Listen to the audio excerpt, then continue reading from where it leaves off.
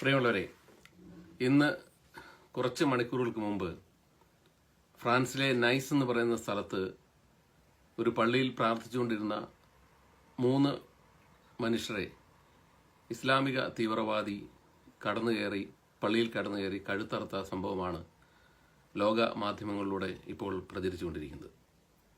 വളരെ പ്രായം ചെന്ന ഒരു സ്ത്രീയാണ് കഴുത്തറുത്ത് വന്നത്.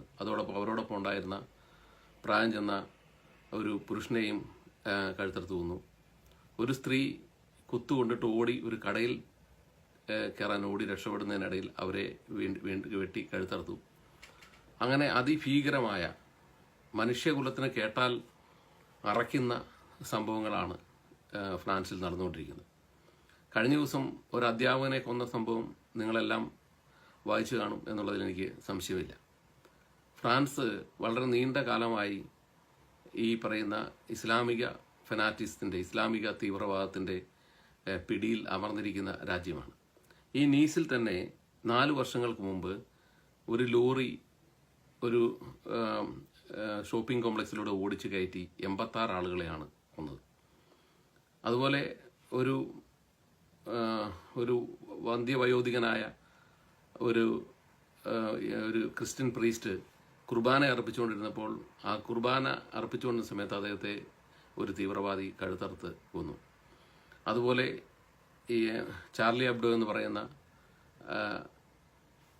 വീക്കിലി മുഹമ്മദിൻ്റെ കാർട്ടൂൺ പ്രസിദ്ധീകരിച്ചു എന്ന് പറഞ്ഞ് അവിടെ 12ഓളം ആളുകളെ അന്ന് കൊന്നു. അങ്ങനെ ഇസ്ലാമിക ഭീകരതയുടെ രൂക്ഷത എത്രമാത്രമുണ്ട് എന്ന് അനുഭവിക്കുന്ന ഒരു ജനങ്ങളായി ഫ്രാൻസിലെ ജനങ്ങൾ ഇന്ന് അധപ്പതിച്ചിരിക്കുകയാണ്. ലോകത്ത് ലിബറലിസത്തിന്, അതുപോലെ തന്നെ ഫ്രീഡത്തിന്, സ്വാതന്ത്ര്യത്തിന്, ഇതിനെല്ലാം വലിയ പങ്ക് വഹിച്ചിട്ടുള്ള ഒരു ജനതയാണ് ഫ്രാൻസിലെ. അവിടെയാണ് റീപബ്ലിക് എന്ന് പറയുന്ന അത് സാധ്യമായി സ്ഥാപിച്ചത്. അതുപോലെ ഫ്രഞ്ച് റവല്യൂഷൻ എന്ന് പറയുന്നത് അവിടെ നിന്നാണ് ഉണ്ടായത്, ആ തെരുവിൽ നിന്നാണ് ഉണ്ടായത്. നോട്ടർഡാം കത്തീഡ്രലിലെ മതത്തിൻ്റെ അപ്രമാദത്തിനെതിരെ നടന്ന ഫ്രഞ്ച് റവല്യൂഷനിൽ നോട്ടർഡാം എന്ന് പറയുന്ന കത്തീഡ്രൽ, ഇത് നോട്ടർഡാം ബസലിക്കയിലാണ് ഈ സംഭവം നടന്നിരിക്കുന്നത്, പാരീസിലല്ല. ഞാൻ ഇപ്പോൾ പറയുന്നത് പാരീസിലെ സംഭവമാണ്. നോട്ടർഡാം കത്തീഡ്രലിലെ രൂപങ്ങളുടെ മുഴുവൻ കഴുത്തറുത്ത് കളഞ്ഞ സംഭവമുണ്ട്. കാരണം മതാധിഷ്ഠിത മൂല്യങ്ങൾക്കെതിരെയുള്ള മനുഷ്യരുടെ പ്രതിഷേധത്തിൻ്റെ ഭാഗം ഞാൻ ഈ കത്തീഡ്രൽ നേരിൽ കണ്ടിട്ടുണ്ട്. അവിടെ പോയി ഇപ്പോഴും ആ രൂപങ്ങളുടെ എല്ലാം കഴുത്തറുത്തിട്ടിരിക്കുന്നത് നമുക്ക് കാണാൻ കഴിയും. അപ്പം മതത്തോടും അതിൻ്റെ കടന്നുകയറ്റത്തോടും ഫ്രഞ്ച് ജനത എത്രമാത്രം ശക്തമായിട്ടാണ് പ്രതികരിച്ചിട്ടുള്ളതെന്ന് നമുക്കറിയാം. അത്തരം സ്വാതന്ത്ര്യത്തിന്, അതുപോലെ തന്നെ അമേരിക്കയുടെ ലിബർട്ടി എന്ന് പറയുന്ന സ്റ്റാച്യു ഓഫ് ലിബർട്ടി എന്ന് പറയുന്നത് ഫ്രഞ്ചുകാർ അമേരിക്കക്കാർക്ക് സംഭാവന ചെയ്തതാണ്. അപ്പോൾ അത്തരം വരുന്ന സ്വാതന്ത്ര്യത്തിൻ്റെ, ഫ്രീഡം ഓഫ് എക്സ്പ്രഷൻ്റെ, ഇതിൻ്റെ എല്ലാം കേന്ദ്രമാണ് ഈ പാരീസും ഫ്രാൻസും എന്ന് പറയുന്നത്. ഒരുപക്ഷെ ലോക സമൂഹത്തിന് തന്നെ അത്തരം വലിയ സ്വാതന്ത്ര്യത്തിൻ്റെ ഒരു സ്വപ്നം പകർന്നു നൽകിയതിൽ വലിയ പങ്ക് വഹിച്ചിട്ടുള്ള രാഷ്ട്രമാണ് ഇത്തരത്തിൽ ആക്രമിക്കപ്പെടുന്നത്. ഞാനിപ്പോൾ ഇതിൽ കയറി ഗൂഗിളിൽ നോക്കിയപ്പം 66.99 മില്യൺ ആളുകളാണ് അവിടെയുള്ളത്. അതിൽ 6 മില്യൺ മുസ്ലിംസ് ഉണ്ട്. ഈ 6 മില്യൺ മുസ്ലിംസിനെയും യൂറോപ്പിലേക്ക് അഭയാർത്ഥികളായി വന്ന ആളുകൾക്ക് ഏറ്റവും കൂടുതൽ ഫ്രാൻസിൻ്റെ ബോർഡറുകൾ തുറന്നു കൊടുത്ത് അവരെ സംരക്ഷിച്ച സ്ഥലമാണ് ഫ്രാൻസ് എന്ന് പറയുന്നത്. ഇപ്പോൾ യഥാർത്ഥത്തിൽ യൂറോപ്പിലെ ആളുകളുടെ അവസ്ഥ എന്ന് പറയുന്നത്, നടുറോട്ടിൽ തണുത്ത് വിറച്ച് കിടന്ന ഒരു മൂർഖൻ പാമ്പിനെ എടുത്തുകൊണ്ട് വന്ന്, അത് ജീവിയാണല്ലോ എന്ന് ഉദ്ദേശിച്ച് അതിനെ സംരക്ഷിക്കാൻ വേണ്ടി പാലും പഴവും ചൂടും നൽകി പുതപ്പിച്ച് കിടത്തി അതിനെ ജോലിക്ക് പോകുമ്പോൾ പോലും അതിനെ സുരക്ഷിതമായി സംരക്ഷിക്കാൻ പാകത്തിന് പാലും വെള്ളവും എല്ലാം എടുത്തു കൊടുത്തിട്ട് പോയ ഒരു സ്ത്രീ തിരിച്ച് വന്ന് അത് കൂടുതൽ ശക്തി പ്രാപിച്ചു കഴിഞ്ഞപ്പോൾ സ്നേഹപൂർവ്വം അതിനെ എടുത്ത് താലോലിക്കുന്നതിൻ്റെ ഭാഗമായി അതിനെ ചങ്കിൽ കയറ്റിയിരുത്തിയപ്പോൾ അത് ആ സ്ത്രീയെ കടിച്ച് കൊല്ലുകയുണ്ടായി. അപ്പോൾ എന്തുകൊണ്ടാണ് നിന്നെ സംരക്ഷിച്ച എന്നെ നീ ഇതുപോലെ കടിച്ചതെന്ന് മൂർഖൻ പാമ്പിനോട് ചോദിച്ചപ്പം മൂർഖൻ പാമ്പ് പറഞ്ഞു, ഞാൻ അടിസ്ഥാനപരമായി മൂർഖൻ പാമ്പാണെന്ന് നിനക്കറിയത്തില്ലേ, നീ അത് മനസ്സിലാക്കാതെയല്ലേ എന്നെ സംരക്ഷിച്ചത്, അത് നിന്റെ പാളിച്ചയല്ലേ എന്ന് ചോദിച്ചു. അതുതന്നെയാണ് ഫ്രാൻസിലെ ജനങ്ങൾക്കും പറ്റിയിരിക്കുന്നത്.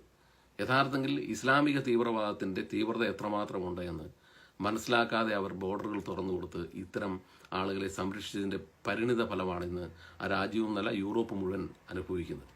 ഒരു കാലത്ത് യാതൊരു കാരണവശാൽ മുഹമ്മദിൻ്റെ കാലം മുതൽ ഇങ്ങോട്ട് പരിശോധിച്ചാൽ യാതൊരു കാരണവുമില്ലാതെയാണ് മുസ്ലിങ്ങൾ മറ്റു രാജ്യങ്ങളെ ആക്രമിച്ച് കീഴ്പ്പെടുത്തിയിട്ടുള്ളത്. അങ്ങനെ ആക്രമിച്ച് അവർ അവസാനം ഓസ്ട്രിയയുടെ ബോർഡറിൽ വരെ വന്നു. ഓസ്ട്രിയയുടെ ബോർഡറിൽ വന്നപ്പോൾ യൂറോപ്പ് മുഴുവൻ കൂടെ സംഗ്രഹിച്ച് 17-ാം നൂറ്റാണ്ടിലാണെന്ന് എനിക്ക് തോന്നുന്നു അത് തിരിച്ചടിച്ച് അവരെ ഓടിച്ചു. അതുപോലെ പിന്നീട് പല ആക്രമണങ്ങളും നടന്നപ്പോൾ യൂറോപ്പ് വളരെ ശക്തമായി പ്രതികരിച്ച് അവരുടെ സംസ്കാരവും അവരുടെ ലിബറലിസവും അവരുടെ സ്വാതന്ത്ര്യവും നിലനിർത്തി. ആ സ്വാതന്ത്ര്യത്തിൻ്റെ ഉൽപ്പന്നമാണ് ഇന്ന് ഈ കാണുന്ന ലോകത്തിൻ്റെ മുഴുവൻ വികാസ പ്രക്രിയയിലും യൂറോപ്പ് സംഭാവന ചെയ്തിട്ടുള്ളത്. എത്രയോ കണ്ടുപിടുത്തങ്ങൾ നടന്നിട്ടുണ്ട്. ഈ കണ്ടുപിടുത്തങ്ങളിലൂടെയല്ല ഇന്ന് നാം അനുഭവിക്കുന്ന എല്ലാ സൗകര്യങ്ങളും ഉണ്ടായത്. ഈ കണ്ടുപിടുത്തങ്ങൾ എവിടെയെങ്കിലും ഈ ഇസ്ലാമിക രാജ്യത്ത് നിന്ന് സകല നോളജുമുള്ള ഖുറാനിൽ നിന്നും ഉണ്ടായിട്ടുണ്ട്? ഇല്ല, അത് മുഴുവൻ യൂറോപ്പിൽ നിന്നാണ് കൂടുതലും ഉണ്ടായിട്ടുള്ളത്. അപ്പോൾ അത്തരം കണ്ടുപിടുത്തങ്ങളിലൂടെ യൂറോപ്പിനെ മുമ്പോട്ട് നയിച്ച പ്രധാന ഘടകമെന്ന് പറയുന്നത് ആ യൂറോപ്പിൻ്റെ സ്വാതന്ത്ര്യവും അതോടൊപ്പം തന്നെ അവരുടെ ഫ്രീഡം ഓഫ് എക്സ്പ്രഷനും ഒക്കെ ജനാധിപത്യവും മതേതരത്വവും ഒക്കെ തന്നെയാണ്. ആ മതേതരത്തെയും ജനാധിപത്യമാണ് ഇന്ന് ഈ വർഗീയവാദികൾ ഇത്തരത്തിൽ ചൂഷണം ചെയ്യുന്നത്. ഈ ഇസ്ലാമിക തീവ്രവാദികളെല്ലാം പറയുന്ന ഒരു കാര്യമുണ്ട്, ഇതെല്ലാം ഒറ്റപ്പെട്ട സംഭവമാണ്. ഞാനൊരു കാര്യം ചോദിക്കട്ടെ, ഹിന്ദുക്കൾ ലോകത്ത് മുഴുവൻ കുടിയേറി താമസിക്കുന്നുണ്ട്, ക്രിസ്ത്യൻസ് ലോകത്ത് മുഴുവൻ കുടിയേറി താമസിക്കുന്നുണ്ട്, അതുപോലെ ബുദ്ധരുണ്ട്, മറ്റു മതസ്ഥരുണ്ട്. അവർക്കാർക്കും ഇല്ലാത്തൊരു പ്രശ്നം എന്തുകൊണ്ട് ഇസ്ലാമിസ്റ്റുകൾക്ക് ഉണ്ടാകുന്നു? ആ ഇസ്ലാമിസ്റ്റുകൾക്ക് എന്തുകൊണ്ട് മറ്റ് സമൂഹങ്ങളുമായി സമന്വയിച്ചു പോകാൻ കഴിയാതെ പോകുന്നു, മറ്റ് സംസ്കാരങ്ങളുമായി സമന്വയിച്ചു പോകാൻ കഴിയാതെ പോകുന്നു? അതിനൊരു ഒറ്റ ഉദാഹരണമുള്ളൂ. ജാലിയ മിലിയ കോളേജിലെ പെൺകുട്ടി പറഞ്ഞത് ഞങ്ങൾക്ക് എന്തിനു മുകളിൽ അള്ളാഹു ആണെന്ന് പറഞ്ഞതാണ് പ്രശ്നം എന്ന് പറയുന്നത്. കാരണം ഞങ്ങൾക്ക് എന്തിനു മുകളിൽ അള്ളാഹുവാണ്, ഞങ്ങൾക്ക് എന്തിനു മുകളിൽ ഇസ്ലാമാണെന്നുള്ള നിങ്ങളുടെ കോൺസെപ്റ്റ് എന്ന് പറയുന്നത് അത് മറ്റ് മതസമൂഹത്തിൽ നിങ്ങൾ പ്രാവർത്തികമാക്കാൻ ശ്രമിക്കുമ്പോഴാണ് ഇത്തരം കൊലപാതകങ്ങൾ ഉണ്ടാകുന്നത്. ഈ എന്തുകൊണ്ട് ഇസ്ലാം ഉള്ളിടത്തെല്ലാം ഇത്തരം കൊലപാതകങ്ങൾ ഉണ്ടാകുന്നു എന്നുള്ളതിന് ഒറ്റ മറുപടിയുള്ളൂ. ഖുറാൻ എന്ന് പറയുന്ന പുസ്തകമാണ് ഇവരെ ഏകോപിപ്പിക്കുന്ന ഘടകം എന്ന് പറയുന്നത്. ആ പുസ്തകത്തിൽ അടങ്ങിയിരിക്കുന്ന തിന്മയാണ് യഥാർത്ഥത്തിൽ ഈ പറയുന്ന കൊലപാതകങ്ങളുടെ മുഴുവൻ മൊമെന്റം എന്ന് പറയുന്നത്, അല്ലെങ്കിൽ പ്രേരണാസ്പദമായ ഘടകം എന്ന് പറയുന്നത്. നിങ്ങൾ ഖുറാൻ എല്ലാവരും വായിക്കണം, സകല മനുഷ്യരും. ഞാൻ എൻ്റെ എല്ലാ വീഡിയോയിലും പറയാറുണ്ട്, നിങ്ങൾ സകല മനുഷ്യരും ഖുറാൻ വായിക്കണം. ഞാൻ കഴിഞ്ഞ വീഡിയോയിൽ ഖുറാനിൽ പറഞ്ഞിട്ടുള്ള ഈ മറ്റു മതസ്ഥരെ കഴുത്തറുത്ത് കൊള്ളുന്നതിനെ സംബന്ധിച്ച് പറഞ്ഞിട്ടുള്ള ഭാഗം വായിച്ചു കേൾപ്പിച്ചാണ്. അതുപോലെ ഖുറാൻ എന്ന് പറയുന്നത് ഒരിക്കലും ആധുനിക ലോകത്തിൻ്റെ മൂല്യങ്ങൾക്ക് ചേർന്ന ഒരു പുസ്തകമല്ല, അതൊരു അപരിഷ്കൃത സമൂഹത്തിൻ്റെ പുസ്തകമാണ്. ആ പുസ്തകം എന്ന് പറയുന്നത് ഇന്നത്തെ മോഡേൺ സമൂഹം എന്ന് പറഞ്ഞാൽ മാനവികതയ്ക്കും മനുഷ്യത്തിനും ജനാധിപത്യത്തിനും മതേതരത്തിനും പ്രാധാന്യം കൊടുക്കുന്ന ഒരു സമൂഹത്തിന് ഒരിക്കലും ആപ്ലിക്കബിളായുള്ള ഒരു പുസ്തകമല്ല അത്. അതിപ്പോൾ ഞാൻ പറയേണ്ട ആ മതത്തിൽ തന്നെയുള്ള ജബാർ മാഷ് ഉൾപ്പെടെയുള്ള എത്രയോ ആളുകൾ പറഞ്ഞു കഴിഞ്ഞു. അപ്പം അതുകൊണ്ട് ഈ ഇത്തരം വരുന്ന കൊള്ളകൾ അവസാനിപ്പിക്കണമെങ്കിൽ നമ്മൾ മുഹമ്മദിൻ്റെ ജീവിതത്തെയും വ്യക്തി ജീവിതത്തെയും നമ്മൾ വളരെ കൃത്യമായി പഠിക്കുകയും വിമർശിക്കുകയും ചെയ്യണമെന്നുണ്ട്. കാരണം മുഹമ്മദ് എന്ന് പറഞ്ഞ ഈ കാലഘട്ടത്തിൻ്റെ ആധുനിക ലോകത്തിൻ്റെ മൂല്യങ്ങളോട് യോജിച്ച് കൊണ്ടുപോകാൻ പറ്റുന്ന ഒരു വ്യക്തിത്വമല്ലായിരുന്നു അദ്ദേഹത്തിൻ്റെത്. അദ്ദേഹത്തിൻ്റെ 54 വയസ്സുള്ള മനുഷ്യൻ 6 വയസ്സുകാരെ വിവാഹം കഴിച്ച മനുഷ്യനാണ് മുഹമ്മദ്. അതുപോലെ തന്നെ 14ഓളം ഭാര്യമാരുണ്ടായിരുന്നു അദ്ദേഹത്തിന്. അപ്പോൾ അത്തരത്തിൽ അദ്ദേഹത്തിൻ്റെ ജീവിതചര്യ പോലും ഈ കാലഘട്ടത്തിൽ ചേർന്നതല്ല. അപ്പോൾ അതുകൊണ്ട് ഇതിനെ അതിശക്തമായി നമ്മൾ വിമർശിക്കേണ്ടതുണ്ട്. കാരണം ഇതിനെ ഭയപ്പെട്ടു പോയാൽ തീർച്ചയായും ഞാനോ ഇന്ന് ജീവിച്ചിരുന്നാൽ നാളെ നമ്മുടെ മക്കൾ കൊല്ലപ്പെടുമെന്നുള്ള കാര്യത്തിൽ യാതൊരു സംശയവുമില്ല. അതുകൊണ്ട് ഇതിനെ ഭയപ്പെടാതെ, തീർച്ചയായും ഈ കൊലപാതകങ്ങളെ ഭയപ്പെടാതെ നമ്മളെല്ലാവരും ഖുറാൻ വായിക്കുകയും അതിനിശിതമായി ഖുറാനിലെ ഈ അന്യമതസ്ഥരോട്, ബഹുദൈവ വിശ്വാസികളോട്, അതോടൊപ്പം തന്നെ ഹോമോസെക്ഷൽസിനോട്, അതുപോലെ തന്നെ കാഫറുകളോട്, മതം ഉപേക്ഷിച്ചവരോട്, അതുപോലെ സ്ത്രീകളോടുള്ള രണ്ടാന്തരം ആയി ട്രീറ്റ് ചെയ്യുന്ന സ്ത്രീ സമൂഹത്തെ വെറും അടിമകളായി ട്രീറ്റ് ചെയ്യുന്ന അതിൻ്റെ കോൺസെപ്റ്റിനോട്, ഇതിനോടെല്ലാം നമ്മൾ അതിശക്തമായി വിമർശിക്കുകയല്ലാതെ ഇതിൽ നിന്ന് രക്ഷപ്പെടാൻ മാർഗമില്ല. ഇതിൽ നിന്ന് ഭയപ്പെട്ട് കീഴടങ്ങിയാൽ ഇന്നല്ലെങ്കിൽ നാളെ നാം എല്ലാം നേടിയെടുത്ത നമ്മുടെ എല്ലാത്തരം വരുന്ന നേട്ടങ്ങളും, പ്രത്യേകിച്ച് സാമൂഹികമായും ശാസ്ത്രീയമായും നാം നേടിയെടുത്ത എല്ലാം ഇത്തരം വരുന്ന ഈ കൊള്ള സംഘങ്ങൾക്ക് മുമ്പിൽ അടിയറവെക്കേണ്ടി വരും. ഈ കൊള്ള സംഘങ്ങൾക്ക് നമ്മൾ ഈ ഗാസിയെ കൊടുത്ത് നിങ്ങളൊരു കാര്യം മനസ്സിലാക്കണം, നിങ്ങൾ ഇസ്ലാമിക ഭരണകൂടത്തിനുള്ളിൽ ഒരുത്തിൽ പോലും ഇസ്ലാം അല്ലാതെ സമാധാനപരമായി ജീവിക്കാമെന്ന് വിചാരിക്കേണ്ട. കാരണം ഗാസിയ എന്ന് പറയുന്നത് ഇത് ഖുറാൻ പറഞ്ഞിട്ടില്ല, ഞാൻ പറയുന്നില്ല. ഗാസിയ എന്ന് പറഞ്ഞ എക്സ്ട്രാ നികുതി നിങ്ങൾ കൊടുക്കേണ്ടി വരും. അതുപോലെ നിങ്ങൾ ഇസ്ലാം ഭൂരിപക്ഷമുള്ള ഏത് പ്രദേശത്ത് പോയി അന്വേഷിച്ച് നോക്കിയോ. ഞാൻ പാലസ്തീനിൽ ചെന്നപ്പോൾ അന്വേഷിച്ചതാണ്. ക്രിസ്ത്യൻസ് വളരെ ന്യൂനപക്ഷമുള്ള ഈജിപ്തിലെ സ്ഥിതി, അവരെ എല്ലാ പള്ളികൾ ബോംബ് വെച്ച് തറക്കുകയാണ്. അതുപോലെ ഹിന്ദുക്കൾ ന്യൂനപക്ഷമുള്ള പാകിസ്ഥാനിലും ബംഗ്ലാദേശിലും അവരുടെ അവസ്ഥ എത്രമാത്രം ഭീകരമാണെന്ന് ആലോചിക്കണം. ലോകത്ത് എന്ത് പറഞ്ഞാലും ഹിന്ദുക്കളും ക്രിസ്ത്യൻസും ജീവിക്കുന്ന, അവർക്ക് മേൽക്കോയ്മയുള്ള സ്ഥലങ്ങളിൽ മാത്രമാണ് യഥാർത്ഥത്തിൽ മറ്റു മതസ്ഥർ സുരക്ഷിതമായി ജീവിക്കാൻ കഴിയൂ. അല്ലാത്ത ഒരു സ്ഥലത്തും മറ്റു മതസ്ഥർക്ക് സുരക്ഷിതമായി ജീവിക്കാൻ കഴിയില്ല.